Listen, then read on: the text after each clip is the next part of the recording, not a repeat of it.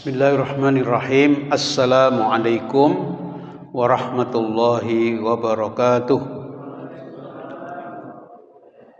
Ibu-ibu, bapak-bapak, saudara-saudaraku sekalian, jamaah Masjid Al-Azhar yang baik yang dimuliakan Allah. Mari kita mulai pengajian kita malam hari ini dengan bersama-sama membaca basmalah. Bismillahirrahmanirrahim. Asyhadu an la ilaha illallah wa asyhadu anna Muhammadar Rasulullah. Raditu billahi rabba wa bil islami dina wa bi Muhammadin nabiyya wa rasula. Rabbi zidna ilma warzuqna fahma. Amin ya rabbal alamin. Alhamdulillahi rabbil alamin wal akibatu lil muttaqin wala udwana illa 'alal zalimin. Asyhadu an la ilaha illallah al malikul haqqul mubin wa asyhadu anna Muhammadan abduhu wa rasuluh al mab'uutsu rahmatan lil alamin. Allahumma shalli wa sallim ala nabiyyina Muhammadin wa ala alihi wa ashabihi ajma'in, amma ba'du.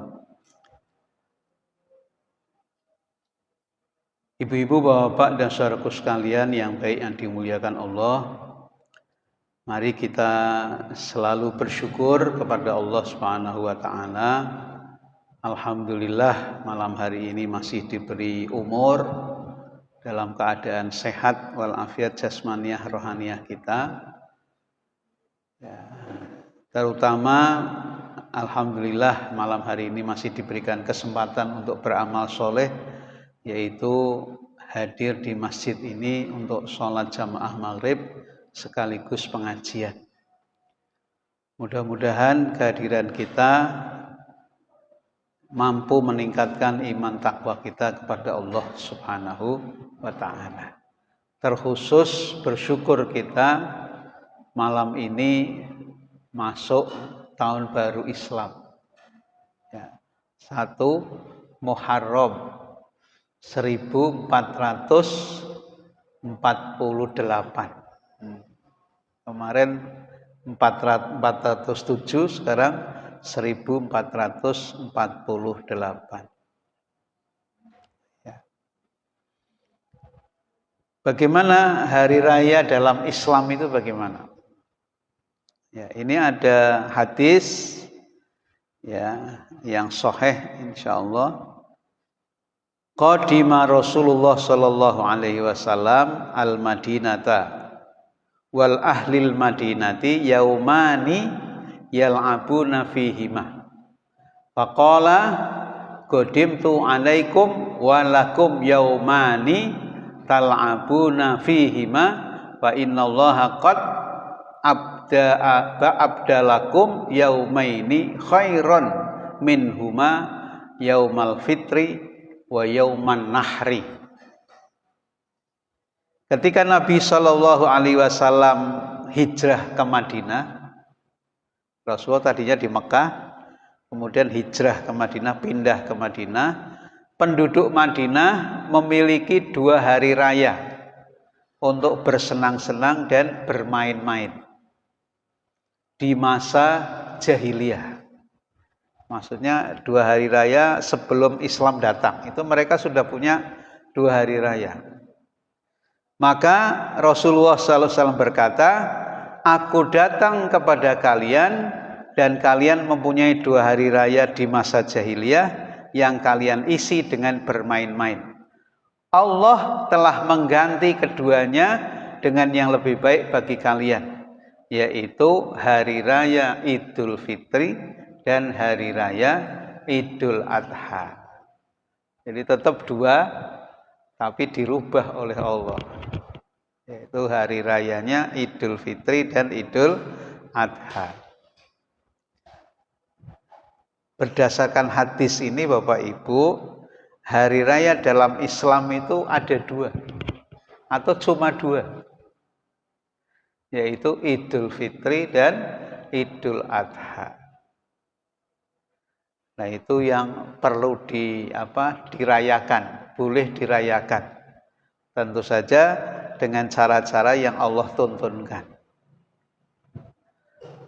Kedua hari raya ini kita buka dulu dengan sholat Idul Adha atau Idul Fitri. Diiringi dengan takbir. Kita disuruh berpakaian yang bagus, makan yang enak-enak di hari itu. Ya, Idul Adha lebih lagi disuruh menyembelih hewan korban. Nah, bagaimana dengan hari-hari yang lain seperti tahun baru Masehi, tahun baru Islam? Nah, itu bukan hari raya.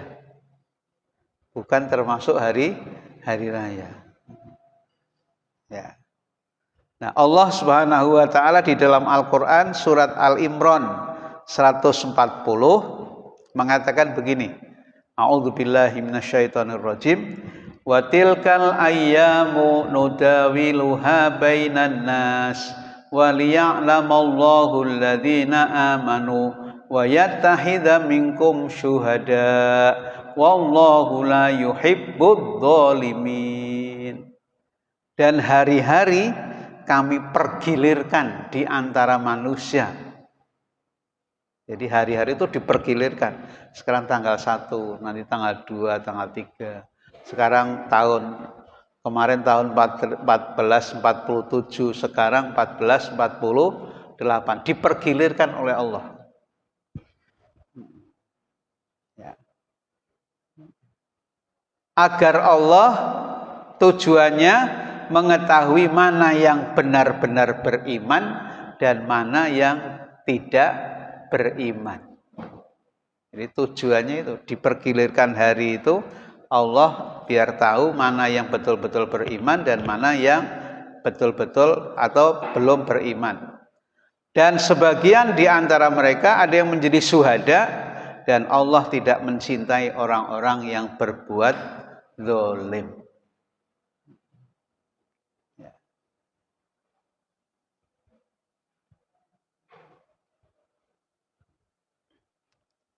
Jadi Bapak Ibu tidak ada masalah sebenarnya dengan tahun baru karena itu memang diakui oleh Allah dipergilirkan itu. Tahun itu dipergilirkan, bulan juga dipergilirkan, hari-hari dipergilirkan. Yang bisa jadi masalah kalau salah mensikapinya. Cara mensikapinya keliru, nah itu yang jadi masalah. Misalnya tahun baru untuk hura-hura, lek-lekan, gitu. Pemborosan, tasabuh, meniru-niru budaya yang tidak islami, lah itu yang jadi masalah.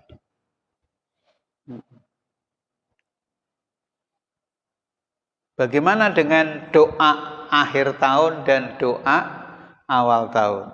Ini jangan kalau ke sana ke Sorogenen, wah padat ini Pak. Di tempatnya Habib Bakir ya. Ada di sana doa akhir sana dan awal sana malam ini nih. Tadi dari asar. Ya. Nah, kalau yang saya pelajari doa secara khusus tidak dituntunkan oleh Rasulullah Shallallahu Alaihi Wasallam. Doa khusus akhir sana maupun doa khusus awal sana itu tidak dituntunkan oleh Rasulullah. Apalagi di zaman Rasul itu ya belum mengenal tanggalan, belum mengenal kalender. Gitu. Kalender Hijriyah itu ditetapkan pada kekhalifahan Umar bin Khattab. Jadi Rasulullah meninggal diganti Abu Bakar. Abu Bakar meninggal diganti Umar. Baru ada usulan dari para sahabat, kita harus punya penanggalan. Kemudian diusulkan kita mulai saja dengan hijrahnya Rasulullah Shallallahu Alaihi Wasallam. Jadi hijrahnya Rasulullah itu dihitung tahun pertama. Nah sejak Umar berarti sudah tahun keberapa gitu. Maka disebutlah kalender Hijriyah. Karena memang didasarkan kepada mulainya hijrahnya Rasulullah Shallallahu Alaihi Wasallam dihitung tahun pertama.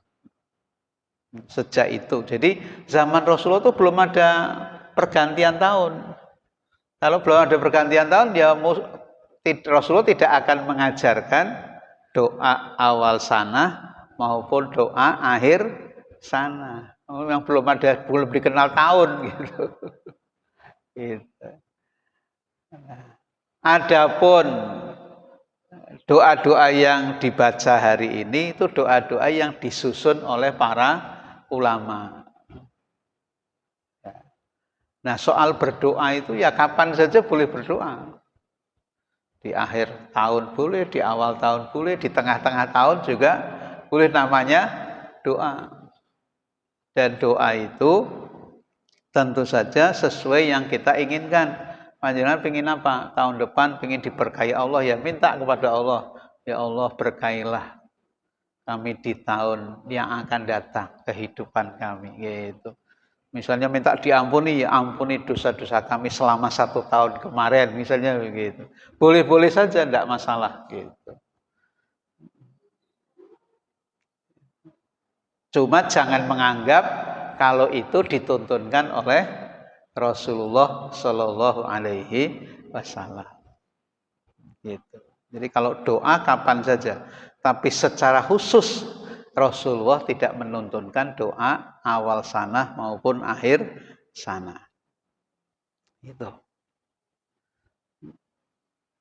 Nah, Rasulullah menggunakan waktu untuk muhasabah, untuk menghitung diri, untuk refleksi setiap hari dan tahunan, yaitu setiap bulan Ramadan. Ini Rasulullah itu setiap hari muhasabah, refleksi, melakukan refleksi apa yang sudah dilakukan, apa kesalahan-kesalahan yang mungkin dilakukan. Terus setiap tahun juga mengadakan refleksi selama 10 hari penuh, yaitu di 10 hari setiap akhir Ramadan.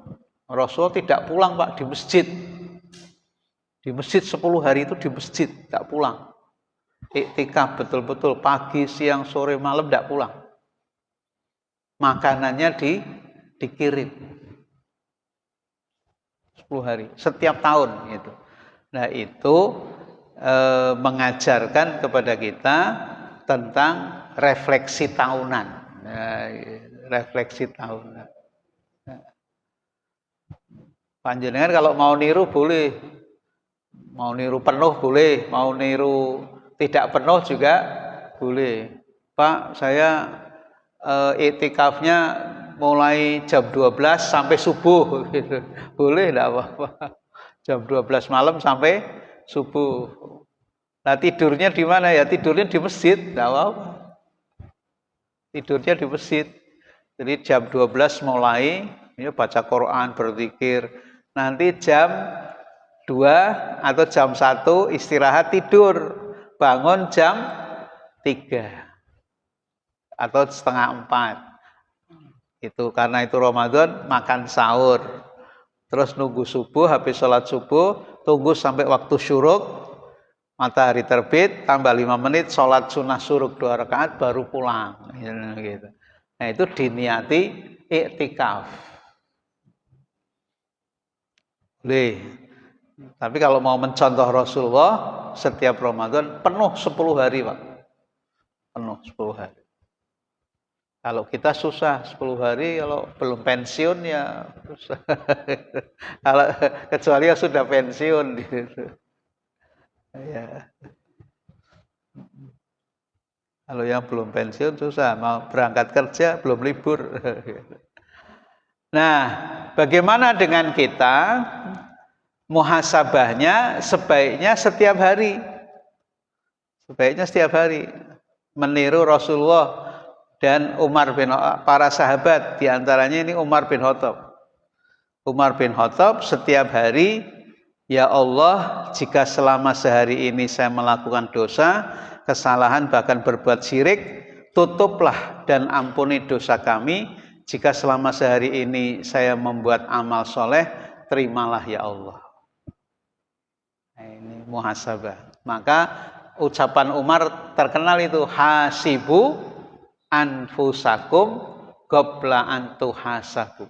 Hitung-hitunglah dirimu sebelum kamu dihitung oleh Allah Subhanahu wa ta'ala. Dihitung amal soleh yang sudah kita lakukan apa, kesalahan, dosa, kemaksiatan yang sudah kita lakukan apa. Kalau ketemu amal baik, bersyukur dan mohon kepada Allah, mudah-mudahan diterima. Kalau ketemu kesalahan, kemaksiatan, kita minta ampun kepada Allah Subhanahu wa ta'ala. Nah, itu namanya muhasabah. Ya. Kapan dilakukan? Ya monggo. Kalau kebanyakan para sahabat itu menjelang tidur. Menjelang tidur, mereka berwudu, ya.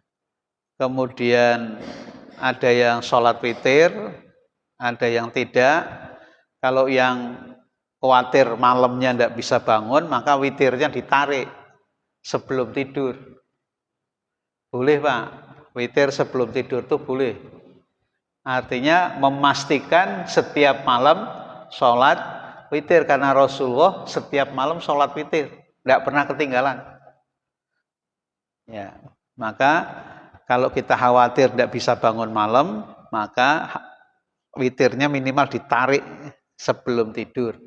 Nah, sebelum tidur sholat witir, kemudian muhasabah.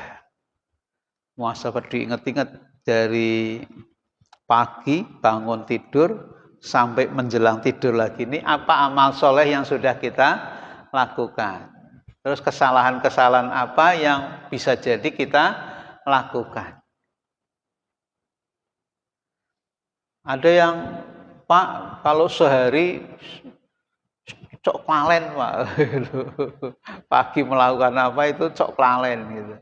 Maka kalau ingin lebih bagus lagi, setiap habis sholat muhasabahnya. Jadi sholat subuh, itu muhasabahnya dari isya sampai subuh, apa yang sudah kita lakukan. Nanti sholat duhur kita muhasabah dari subuh sampai duhur, kan pendek-pendek itu, insya Allah lebih ingat gitu. Apalagi kalau muhasabahnya setahun sekali, wis klalen terlalu jauh gitu. Nah, maka kalau lebih dekat, lebih ingat, gitu, lebih baik. Nah, itu monggo mau habis setiap sholat atau menjelang tidur. Tapi yang jelas itu amal-amal orang-orang yang beriman itu muhasabah namanya. Muhasabah, ya, introspeksi diri. Kalau orang modern mengatakannya refleksi. Refleksi. Mari kita melakukan refleksi.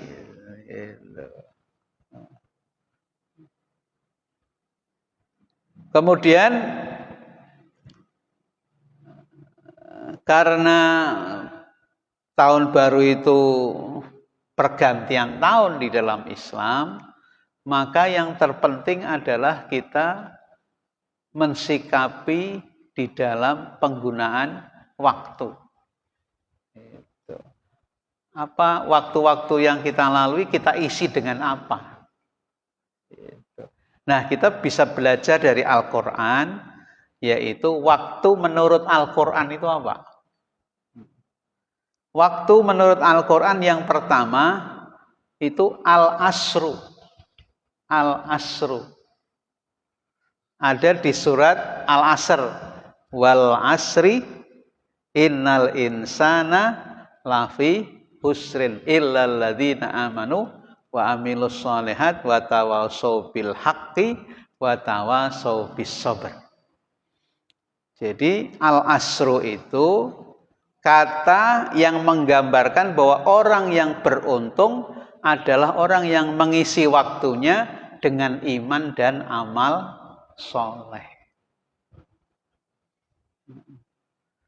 Jadi waktunya itu diisi dengan keimanan, kemudian dibuktikan dengan amal soleh. Nah itu orang beruntung.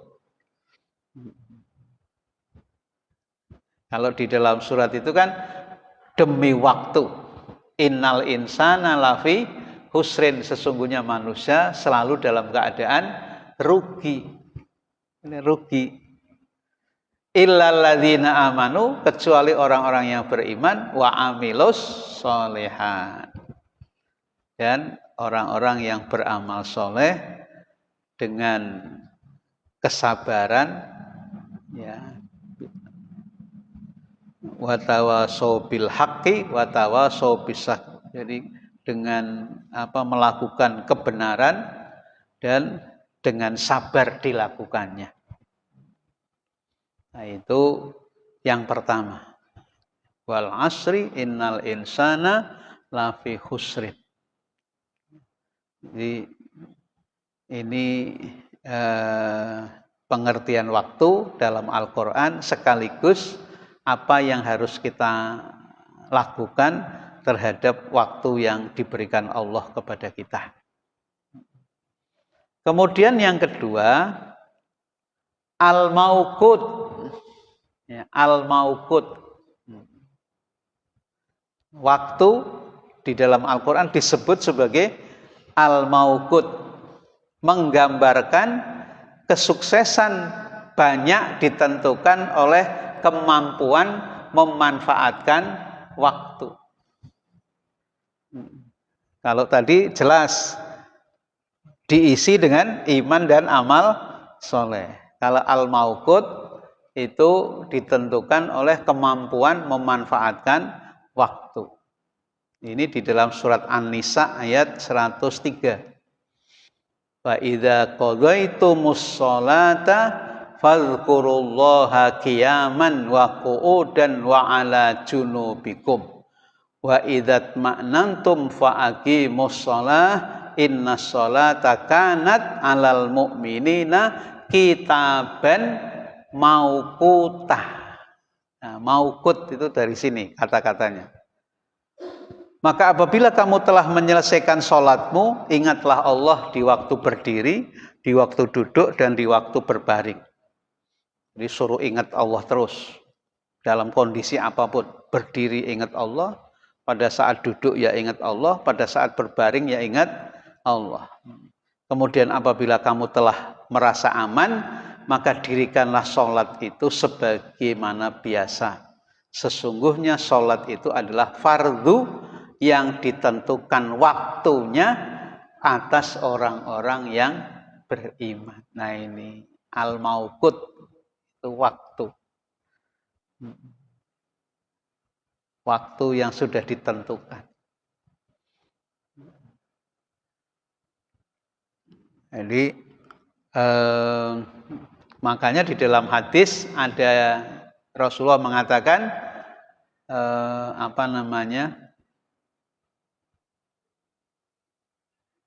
orang yang beruntung itu orang yang bisa membuat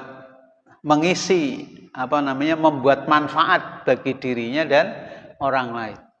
Atau sebaik-baik orang itu yang bermanfaat buat dirinya dan orang lain.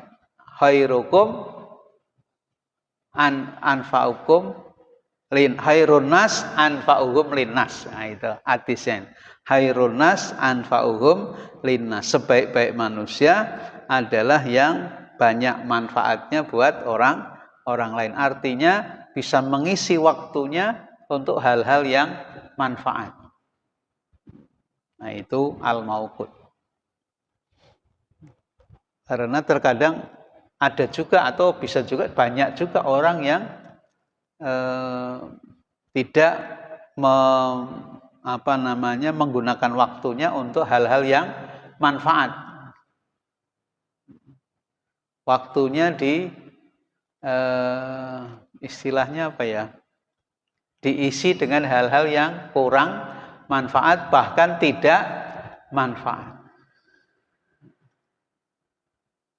Nah, itu. Maka ini harus kita harus berusaha keras bagaimana supaya kita mampu memanfaatkan atau mengisi waktu kita dengan sesuatu yang manfaat.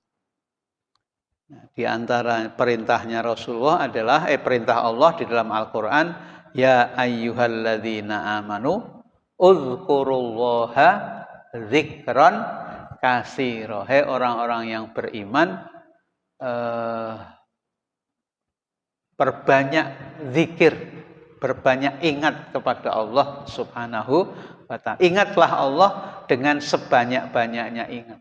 Ya ayyuhalladzina amanu uzkurullah, ingatlah Allah, terus zikran katsira, dengan ingat yang sebanyak-banyaknya. Nah, ingat yang sebanyak-banyaknya itu kriterianya seperti apa? Kriterianya 1, zikir pagi, zikir petang. Zikir pagi, zikir petang. Kemudian zikir sesudah sholat 5 waktu. Yang ketiga, zikir pada saat-saat tertentu. Wah, itu kalau Bapak Ibu sudah melakukan 3 zikir itu, maka Bapak Ibu sudah memenuhi kriteria zikron kasiro, zikir yang sebanyak-banyaknya. Zikir-zikir tertentu itu apa?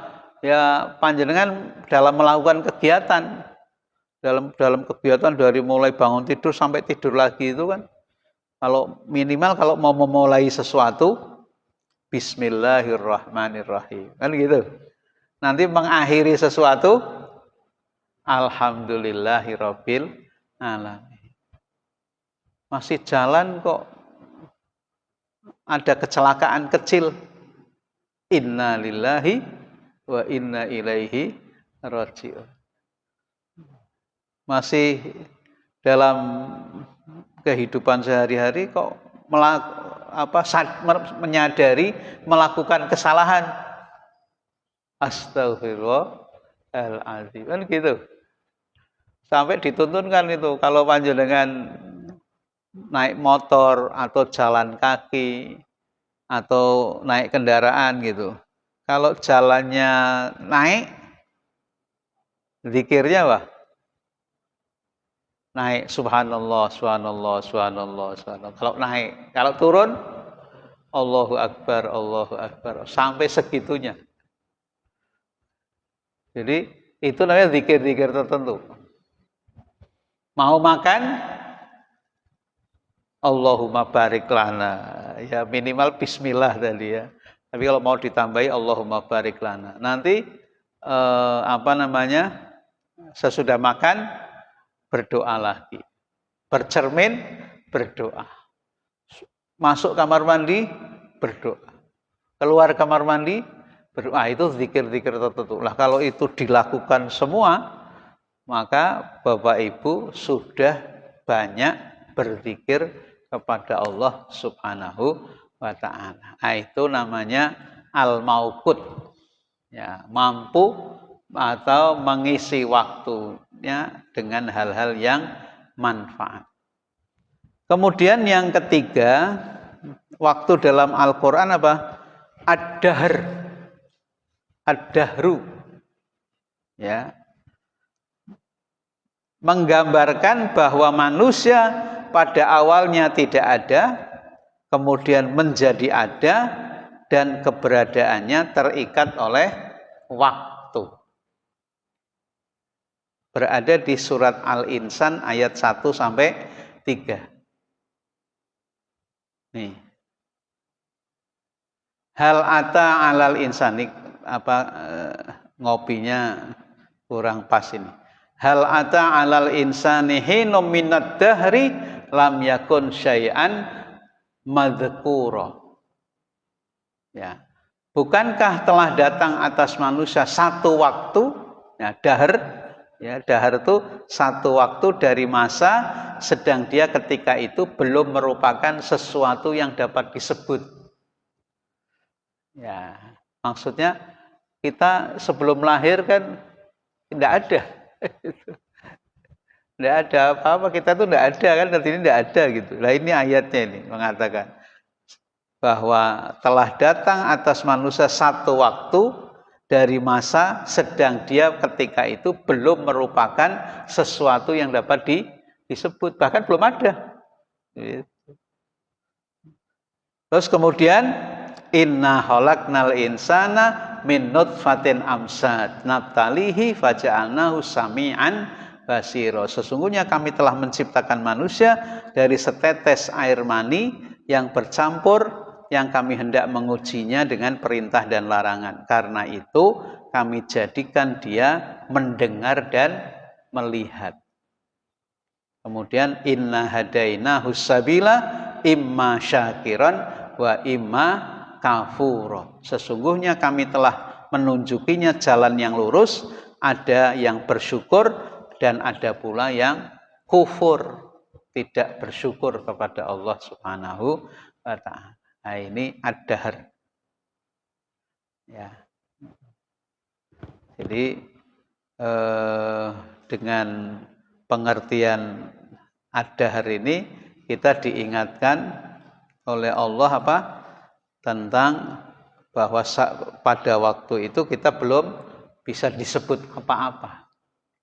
Terus diciptakan oleh Allah menjadi anak, lahir anak, kemudian menjadi remaja, menjadi pemuda, kemudian menjadi dewasa, nanti menjadi tua.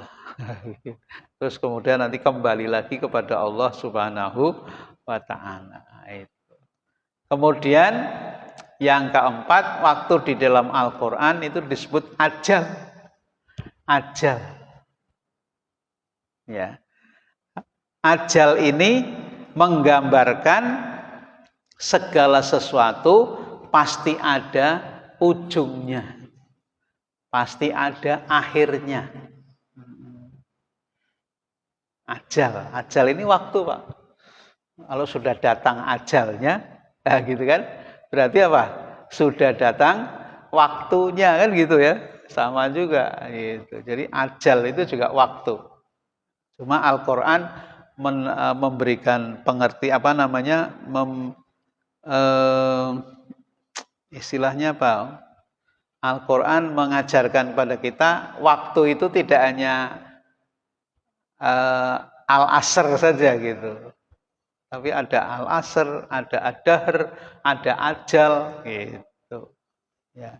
Ini terdapat di dalam surat Hijr ayat 5. Ma tasbiqu min ummatin ajalaha wa ma yastakhirun. Tidak ada suatu umat pun yang dapat mendahului ajalnya dan tidak pula dapat mengundurkannya. Jadi tidak bisa mendahului waktu dan tidak bisa mengundurkan waktu. Kalau belum ajalnya ya sudah ada terus gitu. Kalau belum ajalnya, kalau sudah ajalnya, ya sudah, tidak usah dia ngapa-ngapain, udah.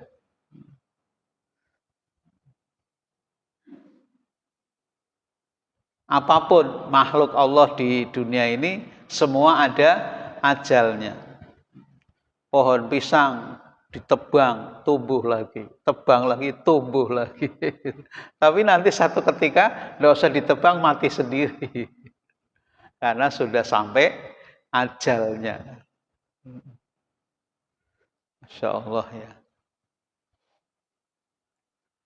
Nah, kemudian bagian yang berikutnya, bagaimana caranya agar waktu yang kita punya itu punya makna. Waktu kita punya makna itu gimana caranya? Ya. Satu, selalu bersangka baik atau selalu berhusnudzon. Bersangka baik kepada siapa? Kepada Allah terutama. Bersangka baik kepada Allah. Bersangka baik kepada orang lain. Bersangka baik kepada diri sendiri. Itu yang harus kita lakukan. Kalau ingin waktu kita itu punya makna. Jangan sampai kita suudzon kepada Allah, suudzon kepada orang lain, apalagi suudzon kepada diri sendiri. Kemudian yang kedua, selalu menerima takdir Allah. Selalu menerima takdir Allah. Rasulullah bersabda, tidak ada yang bisa merubah takdir kecuali doa, dan tidak ada yang bisa memperpanjang umur kecuali amal soleh. Hadis Muslim. Nah, oleh karena itu kita dituntunkan untuk selalu berdoa. Karena orang yang berdoa akan diberi takdir yang baik oleh Allah Subhanahu wa ta'ala. Orang yang tidak mau berdoa dikatakan sombong. Oleh Allah dikatakan sombong. Yastakbiruna an ibadati. Orang yang menyombongkan diri untuk beribadah kepadaku, untuk berdoa kepadaku. Sombong, tidak butuh pertolongan Allah. Maka kalau orang berdoa nanti akan ditolong oleh Allah Subhanahu wa ta'ala, diberi takdir yang baik. Kita lihat yang ketiga, jalani hidup dengan kesungguhan, mujahadah. Jalani kehidupan dengan kesungguhan. Bisa diperhatikan nanti surat Al-Mulk ayat 2. Tabarakalladzi biyadihil mulku wa huwa ala kulli syai'in qadir. Alladzi khalaqal mauta wal hayata liyabluwakum ayyukum ahsanu amala. Jadi Allah menciptakan kehidupan dan kematian, alladzi khalaqal mauta wal hayata liyabluwakum, untuk menguji kamu. Untuk menguji kamu, siapa di antara kamu yang liyabluwakum ayyukum ahsanu amala, yang amalnya terbaik, yang amalnya paling baik. Insyaallah. Oleh karena itu kita harus bersungguh-sungguh ya mengisi kehidupan ini supaya dinilai oleh Allah kita betul-betul orang yang bersungguh-sungguh, atau amal kita itu baik, gitu. Karena kita melakukan dengan kesungguhan, mujahadah, sungguh-sungguh. Dan orang yang mujahadah akan dibimbing oleh Allah Subhanahu wa ta'ala. Alladzina jahadu fina lanahdiyannahum subulana. Dan orang-orang yang bersungguh-sungguh akan dibimbing oleh Allah Subhanahu wa ta'ala sehingga bisa selamat, sukses atau berhasil. Gitu. Kemudian yang keempat, jalani hidup dengan ikhlas. Jalani hidup dengan ikhlas. Rasulullah bersabda, berbahagialah orang yang ikhlas, yaitu orang yang apabila hadir tidak dikenal, dan apabila tidak ada mereka cari. Kalau hadir tidak dikenal, dan apabila tidak ada dicari orang, karena ikhlas. Insyaallah. Nah ini ya tidak mudah, tapi harus diusahakan. Ya harus diusahakan supaya kita menjalani hidup ini dengan ikhlas karena Allah Subhanahu wa ta'ala. Mungkin bisa dilihat surat Luqman. Ini apa Bu? Ini yang kelima. Yang tadi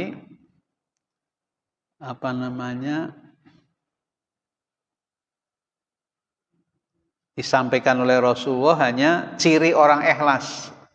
Ciri orang ikhlas itu apabila hadir tidak dikenal. karena tidak mau menonjolkan diri gitu. Tapi kalau tidak ada, dicari orang, karena ternyata manfaatnya memberikan manfaat yang luar biasa banyaknya. Kemudian yang keenam, yakin segala sesuatu ada balasannya. Yakin segala sesuatu ada balasannya. Secuil apapun amal soleh itu tidak akan sia-sia. Nah, ini surat Luqman ayat 16. Kata Luqman kepada anaknya, wahai anakku, sesungguhnya jika ada suatu perbuatan seberat biji sawi dan berada dalam batu atau di langit atau di dalam bumi, niscaya Allah akan mendatangkannya atau memberikan balasannya. Sesungguhnya Allah maha halus lagi maha mengetahui. Jadi beramal. Tidak harus besar. Yang bisa kita lakukan kecil tidak apa-apa. Yang penting tadi ikhlas. Dan pasti itu akan dibalas oleh Allah Subhanahu wa ta'ala. Demikian Bapak Ibu yang bisa saya sampaikan pada malam hari ini tentang bagaimana tahun baru Hijriah. Nah, kemudian yang terakhir, nanti di bulan Muharram ada disunahkan puasa, yaitu tanggal 9, 10 atau 10, 11, 2 hari. Intinya 10. Tapi Rasulullah waktu menyampaikannya begini, waktu Rasulullah ke Madinah kan orang-orang Yahudi puasa Muharram. Itu kok puasa Muharram? Kata Rasulullah, yang kami orang Islam lebih berhak puasa 10 Muharram. Tapi kemudian Rasulullah mengatakan, kalau tahun depan saya ketemu dengan Muharram lagi, saya akan puasa dari tanggal 9, 10 atau 10, 11. Nah, monggo Bapak Ibu, ini kesempatan yang baik. Kalau Bapak Ibu mau puasa Senin Kemis ya boleh, mau puasa Ayyamul Bid juga boleh. Ayyamul Bid itu sebulan 3 kali berturut-turut. Biasanya tanggalnya 13, 14, 15. Tapi lebih umum pokoknya 3 hari. Tanggalnya berapa saja. Nah, 3 hari tanggalnya berapa saja. Tapi berturut-turut. Ya, itu. Saya kira itu yang bisa saya sampaikan. Terima kasih atas perhatiannya. Mohon maaf atas segala kekurangannya. Dicukupkan? Apa ada pertanyaan? Cukup nggih? Baik, dan waktunya sudah ada belnya.